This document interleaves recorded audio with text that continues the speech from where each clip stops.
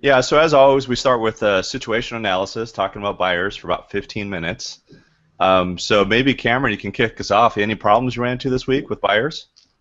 Um, One I got a gentleman who said, interest rates are low and everyone says they're going to go up, but they haven't. But prices of homes right now are really high, so I want to wait till houses get cheaper, basically, because I don't think interest rates are going to go up. Uh, and so one of the ways for us to be able to handle that is to show them a historic interest rate chart. It's really nice because you can literally pull up, interest rates went like this, in the 70s they peaked and then, they came down again. And so number one, I'd share with him a historic interest rate chart. And then number two, we need to show him what's happened with price appreciation over the last few years. Even if we went back to like 2008 where we were before, you can show the dip and how it's steadily climbing. Number three, another good scenario there is to grab payment information from a lender to demonstrate what happens every time interest rates go up a point. And the key factor to always remember here, Cameron, is if interest rates move 1%, the buyer loses about 10% of their buying power. Wow. So if they're buying a $400,000 house and interest rates went up 1%, they will now only be able to buy a $360,000 house for the same price. Ryland, anything to add? It's kind of interesting with the interest rates because, well, with that objection basically that this guy was saying, because is he expecting house prices to go down? That's what it sounded like to me. So, okay. Any thoughts on that, Anton, about house prices actually going down? I think people are a little gun-shy from the previous major drop in the market. And, that's really an anomaly in the overall data. We like to use metrics to help convert our buyers. Excuse me. And when you look at it, appreciation, especially in the Seattle Metro, has been very standard straight across the board for the, for the last 100 years. You make 3-5% on your home. And so I get what he's feeling. He's feeling a payment shock, a little bit of a sticker shock because we're running into an affordability ceiling. However, there's no indication that prices are going to drop and or change in the future. And there's multiple economic factors that point to that right now. So just you think for it's more likely that interest rates are going to go up than it is that housing prices are going to come down? 150%. I mean, there's only two things that are artificially affecting it right now. That would be, what's going on with the large drop in oil prices and then European bond yields.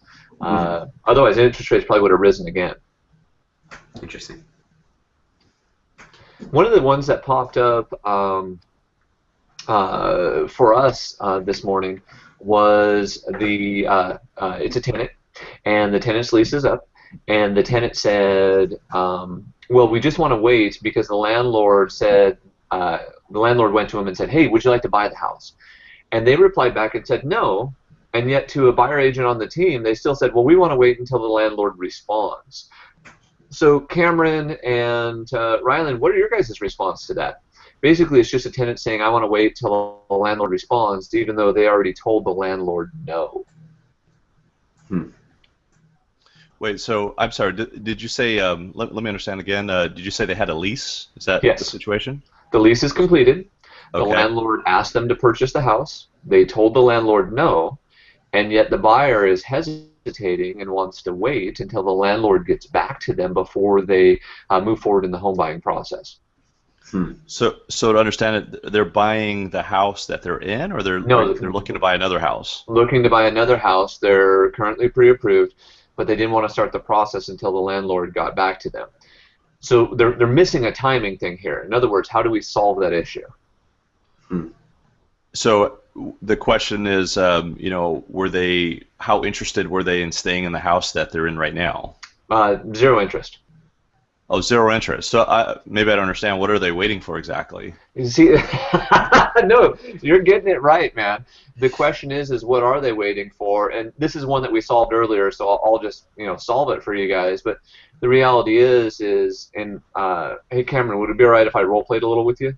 Yeah. Hey, so Cameron, I just wanted to follow up with you today to see if you guys are ready to go buy that home. I know that we're pre-approved, and now you tell me the landlord stuff. Oh, we want to wait and wait till we hear back from our landlord and get his response before we move on and go to purchase.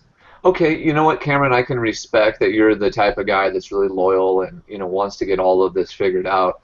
And let me ask you this. Is it risking part of your future and having someone else's timeline dictate what your plans are, and at the same time allowing them to back you into a corner so they can charge you more rent or an additional deposit by having you go month to month instead of finding the home you're looking for? Mm-hmm.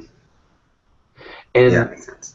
We've seen lots of buyers and tenants that have run into this situation before, and we've been able to help them solve it and work through it.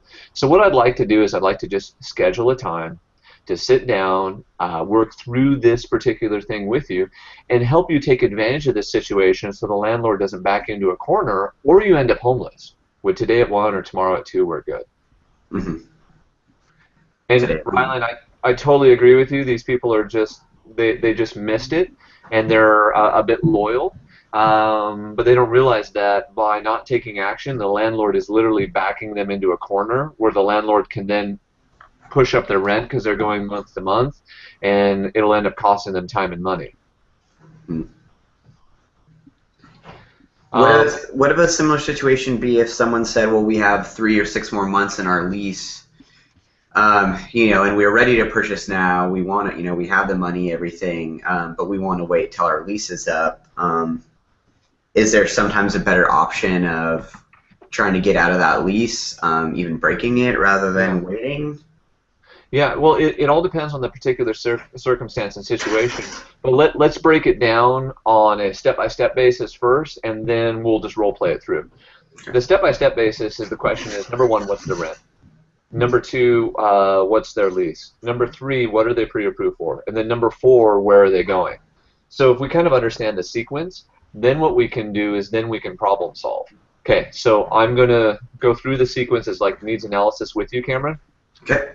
Okay, so Cameron, it sounds like you guys would like to, purchase a home, within the next 6 months to a year. Is that correct, sir? Yes. And one of the things that you had talked about is you're currently in a lease, and it sounds like it ends, in the next 6 months. Is that correct? Yeah. And then, how much is your monthly payment? What's your lease, sir? We pay $16 a month. Oh, $1,600. Okay, excellent, excellent. And then, do you know what happens if you go month to month, sir? We haven't really gotten that far. I figured we'd just get to the end of our lease and then talk to our landlord from there. Okay. Not a problem, not a problem. And what's the price of home that you're looking to purchase? We're looking in the $253 range. Okay, so your payment's going to be right about the same then, is that correct? Yeah, yeah.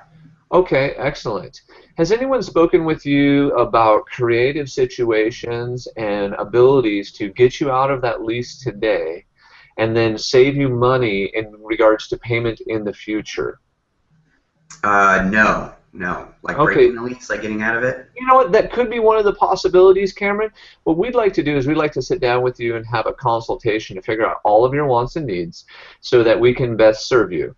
Would today at 1 or tomorrow at 2 work better? And we'll discuss the terms of your lease, what you plan on buying, and how to establish the best time frame to save you the most money. Doesn't that sound good to you? Yeah, sounds great. Okay, great. And then basically you just get together, and for conversation's sake, interest rates just dipped. We all know that. And you can show them how even a half-point increase in the payment will, we're changed our qualifying ability. There would be number 1. Number 2, in the state of Washington, people don't usually understand landlord-tenant law. Landlord-tenant law in the state of Washington indicates that once the property is released, that the landlord no longer owes, the previous tenant no longer owes the landlord any money. So all we have to do is help the landlord to get it released, help them find another tenant, and boom, boom, we should be able to move on. Because if a landlord knows that somebody's moving, all they want is a stable and secure tenant. So why not help them find another one? Uh-huh. A solution for this is we've even had a buyer pay a property management company to go find another tenant for the landlord. You know, the placement fee in this case would be about $800. And so just to kind of break it down, you could say to Cameron in the meeting, you would say, hey, well, Cameron, is $800 with spending that and getting you and your family into your next home and getting your dreams accomplished, is that worth $800 to you? Mm-hmm. And you compare it to what they could be saving on if they wait 6 months and rates go up half point. It's no-brainer. That, and also one of the things that they're not getting right now is they're not receiving any tax breaks. And so you could literally calculate the tax break that they're receiving by owning a home, and I guarantee that $800 over 6 months is a wash at $250.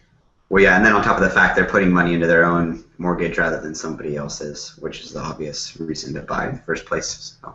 One of the awesome closes with tenants in those situations is, hey, how long do you want to keep making your landlord rich? Yeah. Yeah. Hey, I like it. I'm a landlord. They can stay for as long as they want. What's funny, though, is over half of my tenants I sell homes to.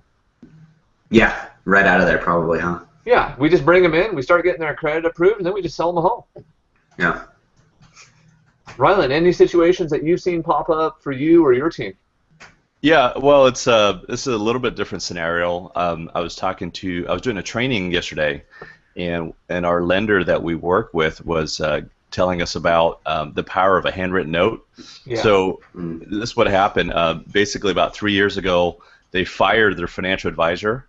I don't know what the situation was. They weren't happy with the person, blah, blah, blah, right? But anyway, so the person sends them a handwritten personal note. Yeah. And they were so, like, thankful to get the note that we were talking about the power of a note yesterday, right? They're like, you know what? Yeah, we kind of decided to work with the lady again, right?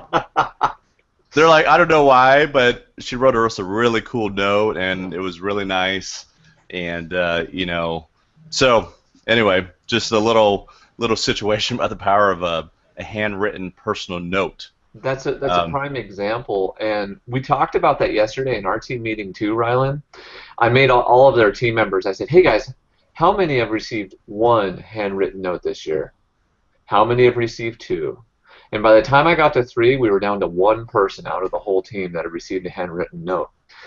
The internet is displacing that beautiful form of communication. So when someone writes a handwritten note, I think it's becoming 10 times as impactful as a text message, email, phone call, Facebook message. Mm-hmm. So I live in Magnolia, and I got basically it wasn't a handwritten note, but it was a handwritten envelope, right? And it said it was from the dentist in Magnolia. So I look at this piece of mail and I'm thinking, okay, I know this is a solicitation, right? But guess what? I open it anyway. Do you guys ever do that? Right? I mean, it's like humans have such a starvation for some sort of like, hey, thank you note or something that somebody wrote you, right? That we will open a note that we know is from a dentist that I don't know. I've never been to this Magnolia dentist before, right? But because the envelope was handwritten, I still opened it. Yeah, I love it. I love it. Well, so let's be just thinking about how we, my challenge to our team was every lead that you make a good contact with, I want you to write a handwritten note. And let's become the kings and queens of that personal touch. I think that's just so important.